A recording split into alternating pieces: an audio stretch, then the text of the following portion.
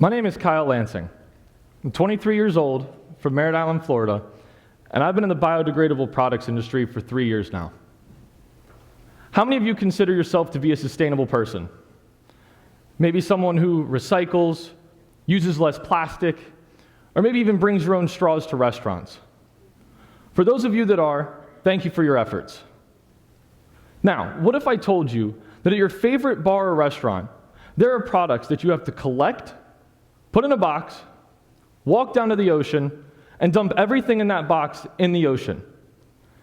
And what if I told you that while doing this, only 88.1% of that product's going to go away in 97 days, while the rest may or may not further degrade? You might say, well, what's the point of that? Why would we do that? And you would be right. You don't want to be on an airplane that lands safely 88.1% of the time, do you?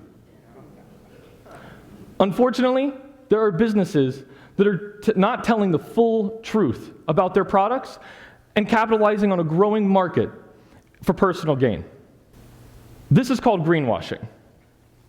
Greenwashing is when companies use clever marketing tactics in order to push their company as a sustainable company. They might use words, slogans, colors. Some of the words you may have seen are compostable, marine degradable, ocean friendly, and even biodegradable, just to name a few. But what do these words really mean? Just because something is biodegradable does not mean it is 100% biodegradable. And if it's not 100% biodegradable, what's the point in using it? Now, to address the idea and word compostable, there are two major compostable materials that are used on the market today: PLA and PHA.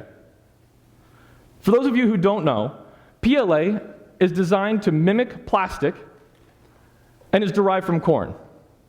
And PHA is also designed to mimic plastic, but it's derived from the canola plant. Most PLA products carry a 100% compostable certification. What this means is that in an industrial facility, these products will 100% compost. But what they don't tell you is that some of these commercial composting facilities are actively turning away these PLA products and sending them straight to landfills. The exact infrastructure that was designed to make these products reach the end of their life cycle is failing us. Also, people don't properly collect, clean, sort, and ship these products to the correct composting facility.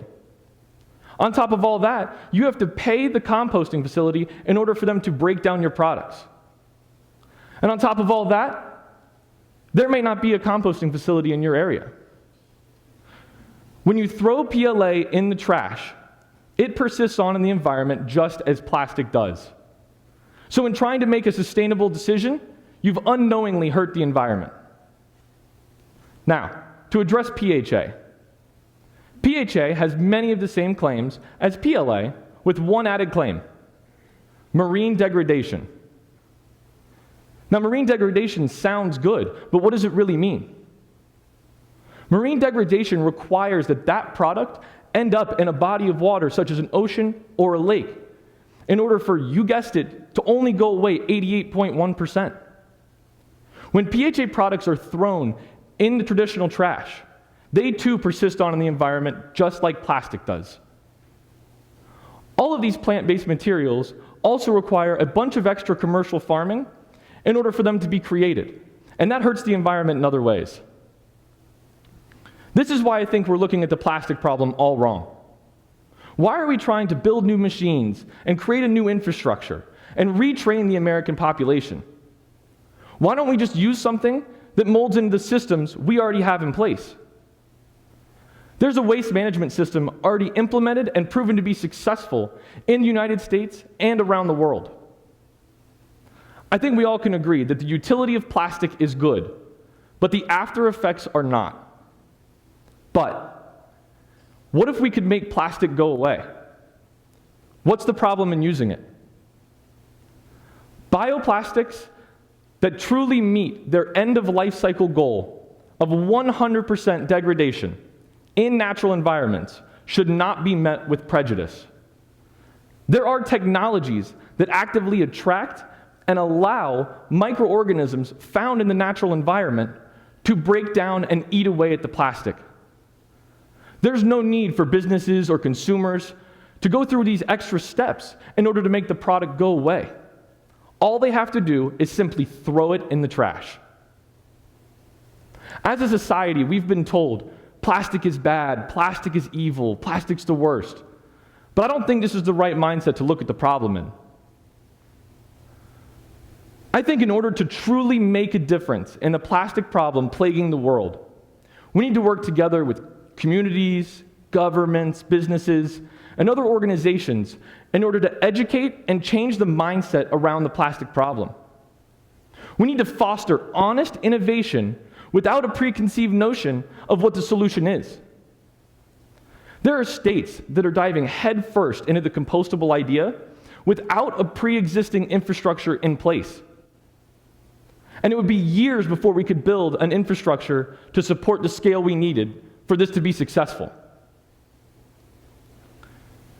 Next time you go to make a decision to reduce plastic waste, I want to leave you with one challenge. Don't be greenwashed. There's a few things you can do to check and see if the product you're using is a truly sustainable alternative. Number one, look at the claims the company is making. Really sit back and think about what the company is asking you to do in order to make that product go away. Number two, look at the testing standards that the company has assigned to the product. Look up what they mean and see the steps needed in order for that product to fully go away. And then make sure yourself and/or businesses are following those steps. And three, if there's an industrial facility that needs to be involved, look up to see if there's one in your area, because unfortunately, there most likely is not. And while you're at it, educate your friends on what it means to make a truly sustainable decision, because they simply may not know. If we change our mindset around the plastic problem, we can and will accelerate the solution together. Thank you.